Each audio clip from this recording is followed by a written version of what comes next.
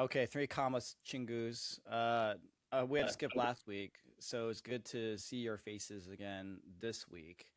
Um, I'm fucking tired, and I think all of us are too. We kind of just like all like rolled out of bed a little bit. Well, it's kind of early this morning right now. But for some reason, this is just an exhausting week. I don't know what's going on. Maybe every VC is back from vacation now, or I don't know, school starting for my kids. But also just like this tech news is getting a little bit exhausting. I actually like feel like it's getting hard for me to keep up with some of the AI tooling, which we're going to talk about in a bit. But you guys feeling good? Did you wrap up a good summer? Yeah, man. Done, married, ready to get back to the grind, you know? Yeah, So still I love, married too, right? After yeah, still married, still that married. honeymoon. Okay, Yeah, no changes, no changes yet. Yeah. glad to hear it. Ian, you seem to be grinding very hard lately too. Yeah, I mean, I'm going to Seoul soon, so trying to get things done over here in San Francisco as much as possible. That's right. That's right. We do have an event featuring Ian in Seoul at the end of September, our Founder Friends Seoul event. I probably should have the dates in mind, but you should check out Ian. We're going to be interviewing him on stage, the most fascinating VC in Asia and in Silicon Valley too, a man of international mystery. But why don't we talk about AI ennui and I guess like why I'm feeling exhausted by it. So there's a rumor that actually there's a Korean team behind it, but this week I saw that there's so much hype around this company called Instinct. You can check them out at instinct.co. So I first heard about this through our fellow VC Chingu Shil over at BTV, another great VC. I saw a tweet by him and I was like, oh, this looks really cool. Was able to finagle an invite, but I haven't been able to set it up yet because I'm really afraid. So the way to think about it's like OpenClaw for normal people. Instead of back in the day when people are buying Mac Minis and trying to set up things on terminal, like it's daunting. You got to feel a little bit technically savvy to do this well. I think setting up all the harnesses and all that stuff. This one is chill. So um, excuse me, I had to clear my throat there. The way that you set it up is you just get the invite, log in, and it's just a set of connectors. You connect your Gmail and Google Drive, your Granola, like Slack, whatever you want, right? There's only like 8 options or something like that right now. And then that's it. And the use cases I've seen are pretty amazing. People are storing their credit cards there. They're buying, like, planning family trips and doing all this stuff, negotiating their utility bills, all the stuff that, a decent assistant can do. And I think the thing that's kind of interesting is like two fronts on this part, and I want to have a broader conversation with you both around like this whole like open claw for everyone thing. Like the first is like it feels like it has already been solved, but this is just simply a better interface. So we might be in in a phase where just like better portals to doing this kind of these use cases is where people are going to win in the near term land grab. I don't know if this is going to be like going away like Poke kind of did. And then the last is actually, I cannot get myself to actually sign up for this thing because I'm like, are we at a point where we feel comfortable with a mysterious team that no one knows about and like a lot of access to my data and just like letting it run? And to me, it's kind of crazy because all these VCs are clamoring to sort of talk about their experiences. I think it's a little bit of like a bragging moment here that they had early access. And I'm like, where's the consideration as to whether this is even safe to do? But we had a bit of a conversation about this earlier, and Ian, maybe we'll start with you, like, because you've been actually tooling around more with, I think, the open claw stuff, like previously too. Like, where are we in this cycle? Like, is it, in your view, are things like this like safe to experiment with? How do you think about experimenting with like tools like Instinct? I can send you an invite to this later. So I think, yeah, that's something that stops me from trying aside the new AI browser that's out of YC company.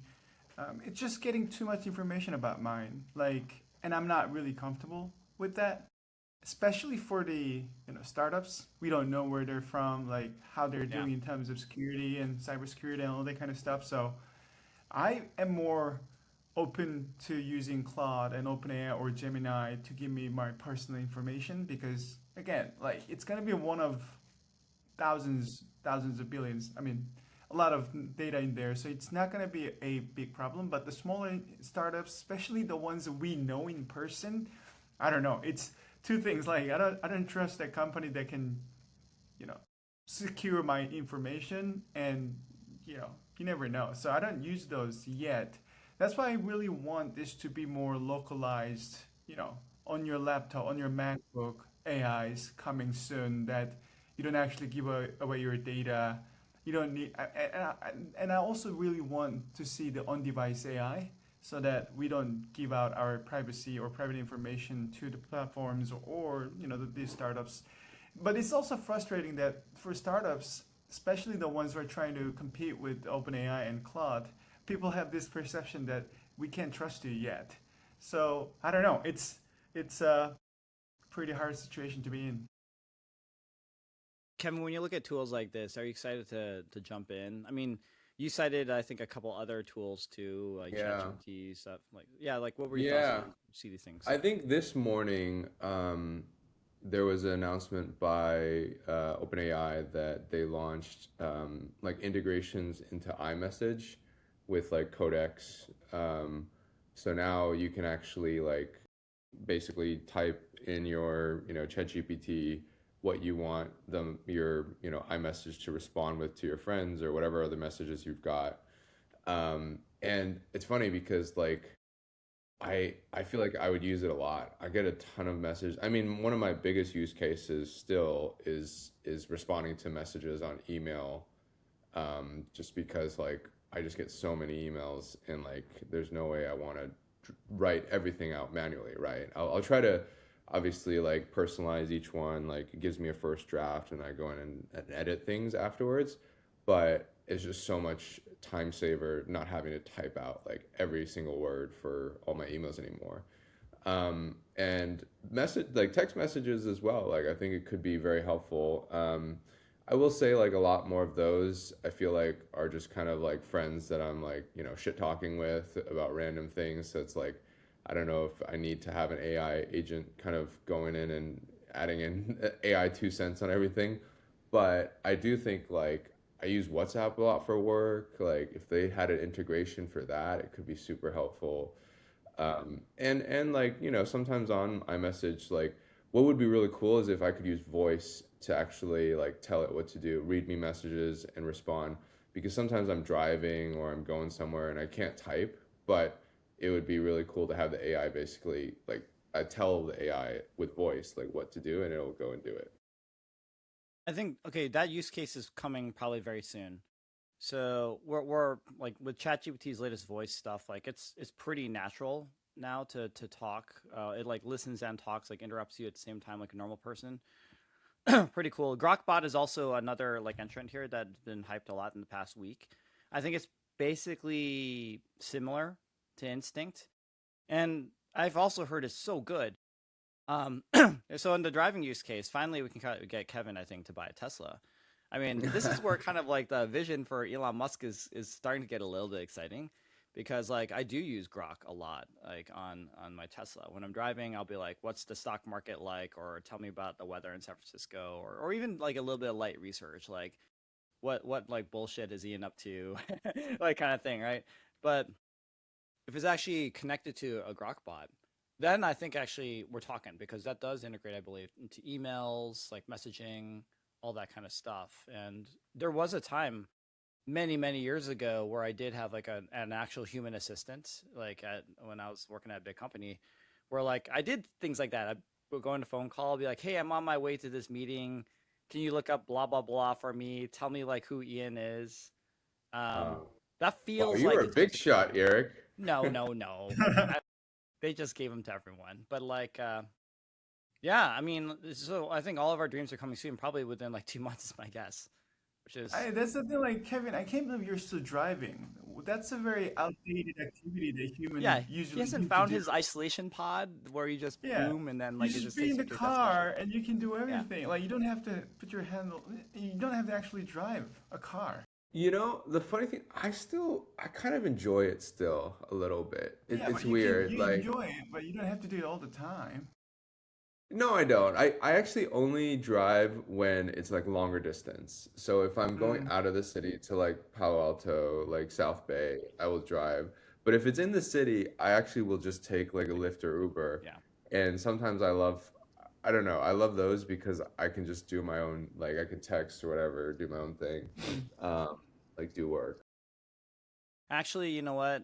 With this vision that we're just describing, you could still like drive your car, right? Just like have an AirPod in and do the thing. So Yeah. teach their own. We like our isolation pods. Me and Ian, aka our Teslas. It works really great for us. But I don't know. Okay, I guess I'll ask this last question for you guys with regard to this theme.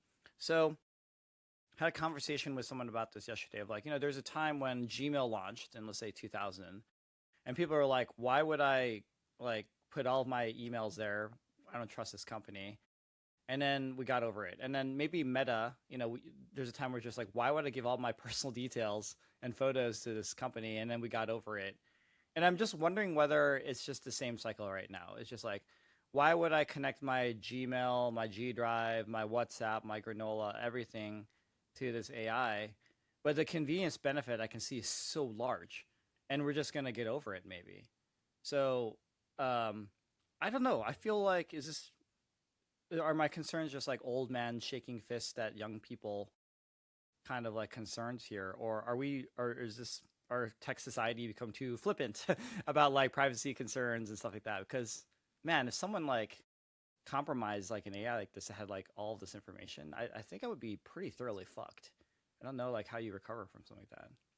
I agree. I agree. And it's getting worse because even if they have a lot of data, the hackers are going to use AI too. So they're going to be able to identify everybody in the data set. Yeah, So it's even scarier than before. Like in the past, if you get, I don't know, billions of data, it's going to take hackers to figure out whose account this is, and they didn't have time to utilize all the data they get out of it. But now with AI, you can actually handle everything at once and get the information you need and try to change things.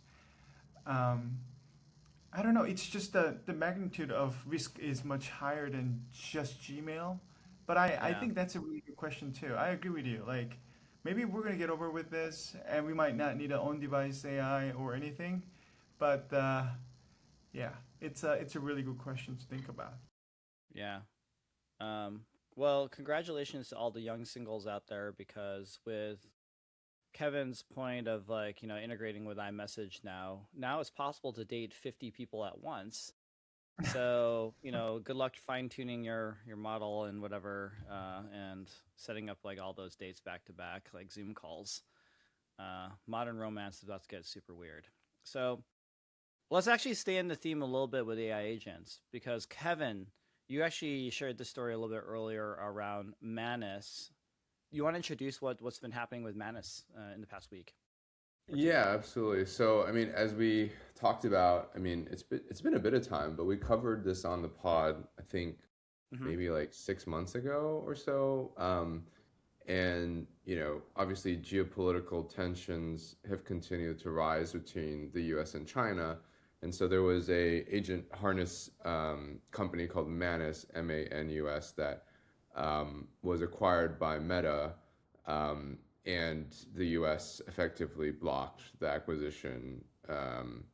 Between U.S. and China, effectively the transaction was blocked, and it was not allowed for a U.S. company to purchase a Chinese, effectively a Chinese team and a Chinese company, even though it was a Singaporean company technically. They just moved out and reinstituted their company as a Singapore company. And so that $2 billion acquisition kind of was like stuck in limbo for quite a few months. But it sounds like now the resolution has been reached where Tencent's actually going to acquire the company instead. And obviously, Tencent is a Chinese, I don't know, Chinese publicly listed Hong Kong Stock Exchange company. And so I think that's probably more palatable to, I suppose, the Chinese, the CCP versus the US, buying this asset and team. So I think, from my perspective, it's nice that these guys actually get some sort of a resolution. I hope that they still got the same price that they were going to get, and I hope that they're not in too much trouble with the government, because we saw a lot of folks like Jack Ma and others when they got into hot water. Unfortunately, their personal lives also got a lot more difficult. But it's good to see some sort of resolution there. But I'm curious, what do you guys think? So I believe Tencent's rumored price by Meta was 2 billion, and then, or sorry, yeah, Meta bought Manus, excuse me, for 2 billion. Tencent is basically buying for them for the same price. It sounds like a pretty even swap.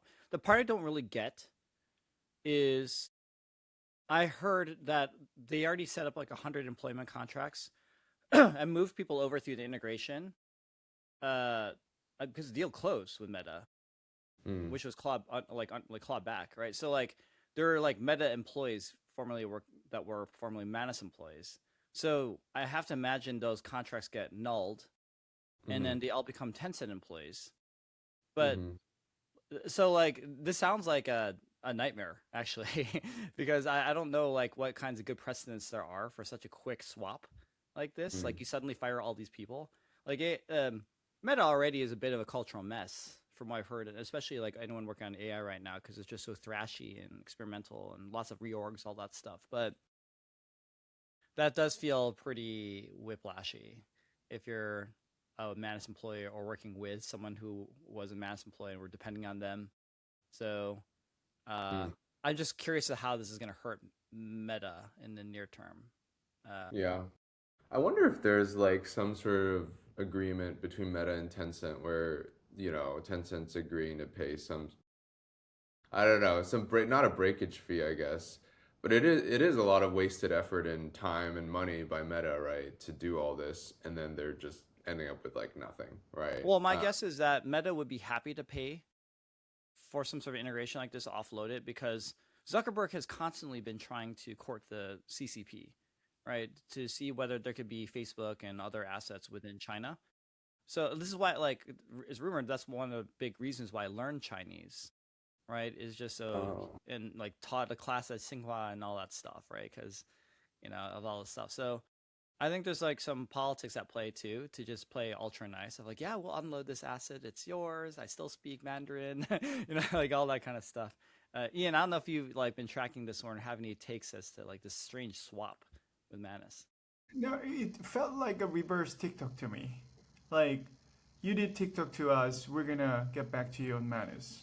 Oh, I So, see. like, US took the TikTok from China, and China's not gonna let US taking Manus again. So, it's so that just tells me about this economy or anything. It's the startups or any technology. It's not owned by investors or stockholders. It's owned by the government now. So we're getting into this conflict between countries around the technology, which is why I can tell. I mean, I can see why a lot of VCs are starting to lobbying to the government here and there and everything. So things feels like we're getting. I mean, we are in a different era. Like the economy is controlled by the government. It's not invisible hand of free economy anymore, from my perspective. And then now it's getting into startups and VCs and everything. So I don't know. It's not as free as it used to be. That's how I feel about this transaction. Well, I mean, there's a different kind of question here that's now starting to get raised after hearing you guys, which is like, are people using Manus still? Like, I mean, this whole like agentic workflow thing is getting solved by a lot of other players, and I don't track actually Manus's developments. I've never used a product, so I'll concede ignorance here. But is it still worth $2 billion as well? I mean, like, do you know anyone? Have you tried using Manus yourself? Any of you two?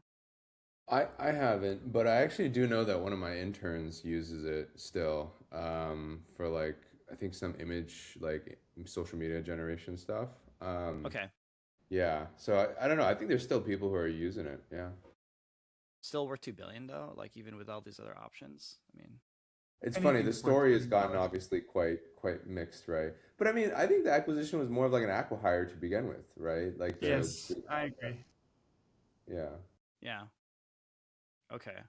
Well, it's all mysterious. We're not going to get a lot of disclosure out of, I think, Tencent and how they're going to use it. But, you know, it'll be an interesting one to see if this is the precedent. This felt. I like your conclusion, Ian, which I think is the right one. This is basically a political proxy war between China and the United States. That's what it feels like. And then Manus is just like the tool of this, just like TikTok was and all that stuff. Weird. Yeah. Very, very weird. Okay, why don't we move on to some other stories here? We got, let's talk about, we were talking about IPOs, and I know to the Chingus who listen to us, you know, we overplay our Anthropic and OpenAI coverage, but it is starting to get really interesting as we're getting towards the end of the year. So we're just talking about how Kevin was just describing, actually, as I'm losing my voice, Kevin, do you want to talk about the context of like Anthropic and like the hype there, its IPO cycle, and then maybe even introduce what's going on with OpenAI as an interesting story in contrast? Yeah, absolutely. So I don't know if it's been, officially confirmed by any company spokesperson at Anthropic, but I did see a number of news reports mentioning that Anthropic is looking to basically file their S-1 paperwork to go public in an IPO as early as the end of this month, or I've heard September, I've heard October as well, so like imminently basically. Yeah, that's it's crazy because obviously that was one of the big kind of I guess Watergate moments for AI, including like OpenAI to probably do their IPO as well, where those are the two biggest kind of names in the space. And also, it was rumored that Anthropic's valuation, they were looking for at least 2 trillion, if not higher than that. It sounds like Eric saw that they might want to go up to 3 trillion. Which is pretty crazy because I think the last official round that Anthropic had raised was at like a 965 billion, so like just shy of $1 trillion valuation. So there's clearly a expectation that the company has appreciated significantly since that last round was raised. And I would say, from the conversations that I've had and seeing what the secondary market has yielded, it is true that like it's trading significantly above that when I hear about like transactions happening. So yeah, I mean, continue to see a lot of momentum. I mean, so okay, the Anthropic stuff is crazy. OpenAI also earlier this year rumored to be. I mean, they filed their S1, or no? Did they? Yeah, did they? Yes, They did. I think they did. so. Yeah, Yeah, but I yes. don't. Have you heard any rumors, Ian, whether they're also trying to roadshow, even lightly? No, I don't think so, because they're losing a lot of people. Um, Yeah, so I let's think talk there's a about that. difference. Yeah. So they're losing a lot of people, and I just did a little search on Gemini. I'm gonna support a different frontier model right now. So, Chief Revenue Officer Bradley Lightcap, who is like the former, I think, COO. Like that guy was Yo, actually considered a very key player. Fiji Simo, head of product. Chloe Bacalar, head ethicist. Mira Muradi way long ago, and some other like the co-founders have left basically. So like, and I don't know if you guys saw this, but there was I saw this clip briefly. It was like on August 17th about Greg Brockman, right? The other like key person there. He was being interviewed on CNBC about like, are you worried about all these leadership changes? He's completely like dodging the question, you know. He just was not answering it. Just saying like, oh, we are a institution designed for a long sale. Is like, yeah, but you lost all your C-level people. I mean, and also it doesn't help that I think that Anthropic showed that they're double the revenue right now run rate than OpenAI. So like, can they IPO this year? Like, is it like if you're OpenAI? Also, how do you play this? Like, do you want to actually be the first mover and get out to market first before Anthropic because you might look terrible in comparison? I don't know like how these mechanics might play out. You guys have opinions on that? I mean, yeah, it's a really tough question. I don't know. It's clear that if OpenAI IPOs, they'll be worth far less than what Anthropic is going to be worth in market cap. And so you kind of have to decide, are you fine with just being like the number two, being known as like the number two player at this point, at least in terms of valuation, right? And obviously reflects fundamentals in the business as well.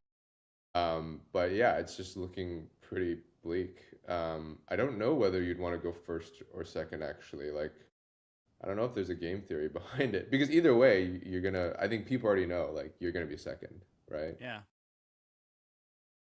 I think it I don't also know. depends on how much money you have left. Like none of these guys are making money. I mean, Anthropic said they just had a profitable quarter in Q2. But I think that's when they got a lot of discount on data centers from SpaceX. So that's not going to last or Q3 or Q4 over time. And the thing is, these companies are not cash flow positive. They're losing money. So if you have enough money or if you can raise more private money, you don't have to go IPO, then you can postpone it as much as possible.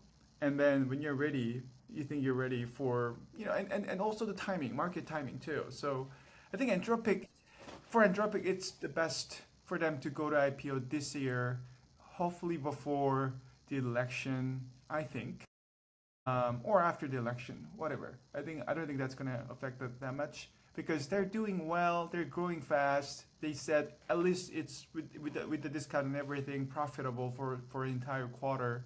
So I think Anthropic definitely has an incentive to go public as soon as possible. And on the other side, OpenAI, they're losing too many people. They're losing the game now. It looks like they're not the best, but yeah. So they might wait a year or two and try to raise more private money. They have Drive. Drive is raising good money now, so they can actually help them out. So I think then we'll see. I mean, depending on how Claude or Anthropic performs in the market, OpenAI can decide their timing and everything. And I personally believe, I don't know, I'm using Claude a lot, but I also use a lot of GPT these days. I feel like GPT is better for my use cases now, but it's always back and forth. So I'm It is, actually and trying to I, set I up wouldn't count out OpenAI either as like exactly. definitely falling behind. And you're not making that case, but like these things definitely can go back and forth. And even I'll throw in another one in the mix. Like I'm starting to like Grok more. Like I Okay. never thought I'd be using it that often, but there is an aspect of knowing it is Wild West and fairly unfiltered. I know it's probably like far right leaning or something in some regard, but like there's like an unvarnished raw quality to it of like of certain kinds of news and research that I really enjoy, especially if you're trying to tie it towards like sentiment on X. It's like what is like the rumor going on of like blah blah blah. From VCs. Like it's quite excellent for that too. So and Grokbot again is getting a little bit of hype. Um, I don't know, man. Like these optics of high profile departures. I mean, like let's talk about like this Denise Dresser person, the chief revenue officer, says step down after roughly 8 months. I I mean, know. that basically means that your head of revenue is foregoing quite a bit of equity that was probably granted to her in it, even before an IPO is anticipated to happen in the next year. And like that for me is almost as bad as like the CFO leaving right before an IPO. It's like, and my perspective on this, having had like a brother-in-law who's a CFO, is just like, yeah, you just don't want to sign those documents, like when Mhm. you don't trust the CEO because like you could go to jail too, right? So I wonder if there's So a you're little bit you're of saying that. it's could be like not even, it's not just that the business is It not could be a doing, governance thing, like yeah, it could there be could be like a something risk. quite flawed Yeah. in terms of just like, okay, let's take like a very negative use case. And Sam, Papa Sam, we're not accusing you of anything. Please acquire our podcast too.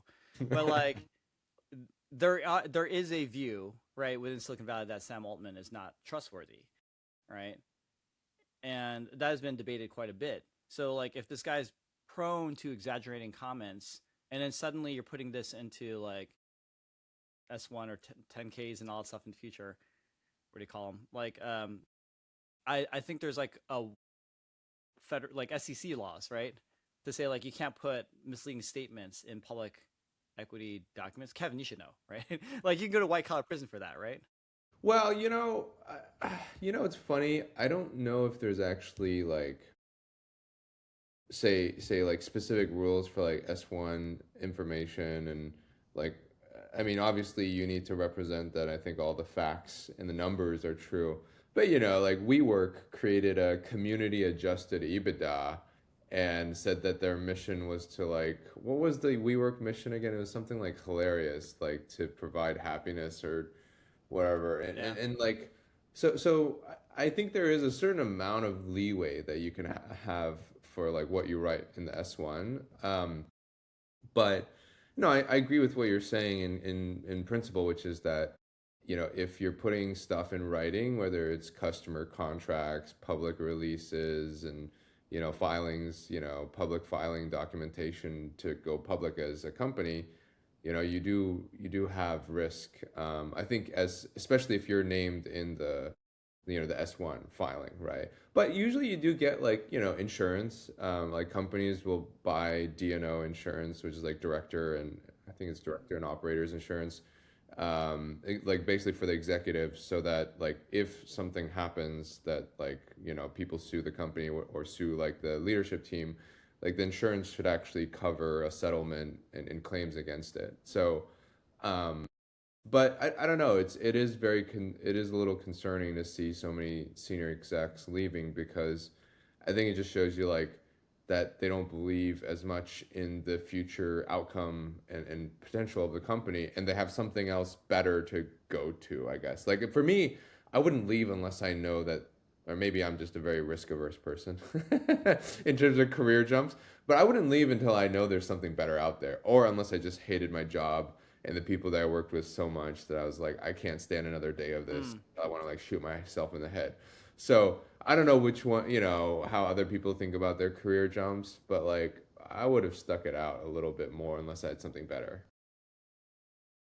Yeah. Another interesting part is a lot of departures were actually from the safety part, like alignment team and model safety. I think those head of those two departments are leaving too. So I don't know. Maybe they just don't want to. Again, like Eric, as you said, they don't want to sign the document that they're safe. They're working on the safety of the models and being aligned on the ethics part. So that could be another interesting viewpoint there too. Yeah. I mean, even just like this week, I think kind of a related point to that, Ian. Zuckerberg is in the hot seat. You know, he is facing a ton of attorney generals in many states saying like you are ignoring child safety risk with Instagram, right? And you know, generally in those kinds of cases, all the lieutenants get pulled into, you know, to testify in front of Congress, saying like, "What did you know? What did you do?" So I mean, the very negative view of this whole thing too, with these departures, could be like, I don't want to face Congress someday to explain like why this was happening or why I was safe or you know why certain things could take place. Like God forbid, like I hear these horrible stories like what we heard many months ago about like character AI, like kind of like encouraging a child to kill himself, right? Yeah. And you know, that's like a massive failure of safety, right? But with the exposure that ChatGPT or so OpenAI has, like you know, lives are at stake as well, and that could come out very messy. And man, I would feel really intimidated, at least like facing inquiry publicly like that, which a company this size will inevitably have to face. So, Right. well, yeah. Um, But like I think the other thing to point out though is like I feel at least from what I've heard and I've seen like Anthropic has also kind of I don't know, like de-emphasized safety to some extent, right? Like for the longest time they were the yeah. you know, we are going to do this the right way. We're going to be super safe and open, no ads, you know, all that stuff. And then I feel like in the last few months they've just been like, you know, full steam ahead. Let's crush it, get a ton of grow revenue as fast as possible, go IPO like and I feel like that at least the rhetoric around like we are the safe and best, you know, moral high ground talk track has kind of faded into the background, which is interesting to see that because I don't know, like and then I think it gives like OpenAI a little bit of a leeway to say, okay, well, you know, we're the same. Like you're not any different from us anymore. Um, let's actually move into our last topic here because we don't want too much OpenAI conversation for Chingu's listening here, because we always try to recommit to like, oh, we're not going to talk about this much, but man, this news is so interesting, right? Like this is all everyone's talking about in every week here in Silicon Valley. But I also want to talk about dating. So, it's might come to surprise for some of the people listening to the Three Commas podcast that a fair number of you are based in Korea, and a fair number of you aren't, and are maybe like BTS or something. That's why you're watching or something. But Ian also his the reason why we're so Korean is probably because of Ian, because he's such a popular VC, especially in Korea right now. So Kevin, we were just like shooting the shit right before this call about the weirdness when it comes to dating hierarchies in Korea and how NVIDIA is starting to play in. And this became an article this week. And maybe we can turn the tables on our man on the ground, Ian. He's heading back there pretty soon. Ian, can you share a little bit about like how rankings work in Korean dating and what NVIDIA is starting to do to the dating scene in Korea? I have no idea what NVIDIA is doing, to be honest, but I can tell you about the matchmaking business. I am also running that. But ours is different. We don't have a table table that's gonna score you to some certain degree. So they start with your family. Like, what's the background of your family? Do you have any lawyers, any judge in your family, or any congressman in your family? And what school did your parents go? That's where everything starts. And of course, your own performance matters too, and your look matters too. It's all getting scored, and you get some score out of it, and you get matched with people in a similar score range. So that's basically how it works, because you want to find somebody similar to you, and that's the reason you're signing up for that service. And the cost for those are very different. It's various, but then some of those are really low cost these days. The younger um, app called Gold Spoon. I heard about this. I've never used it. Gold Spoon. That starts with a few $100, but it can go up to thousands or tens of thousands of dollars once you get into really into the game. So yeah, that's the dating system in Korea. Um, Kevin, What is NVIDIA doing let's about layer in like the NVIDIA side of it, because you're talking about how this is starting to impact rankings from the stuff that we have read, right? Yeah, so I mean, I saw our good, white brethren at TBPN mentioned this story, which is that basically they're like chip engineers, that work at whatever SK Hynix, Samsung, you name your Korean, memory chip manufacturer, are basically getting swiped right more on because of their job. Before, just to like layer on what Ian was talking about, before you would have your job or career as one of those factors that determines like your ranking, right? Your score in terms of dating prospects versus, the other pool of applicants. And if your career was like, I think in Korea it's like doctor and lawyer, I believe is top. And then after that, it's still like business and other stuff. But before, like, I think engineer would probably not be very high on that ranking list of like career. But it sounds like now that's like moved up to the top because all these engineers are getting gigantic bonuses and their stock is worth a lot more. So like for our listeners that are Korean, they probably know. But I think this year, I believe SK Hynix paid like every single, I think, employee or just like the engineers like $400,000 like US dollars equivalent of a Mm. bonus one time because the stock and the business was doing so well.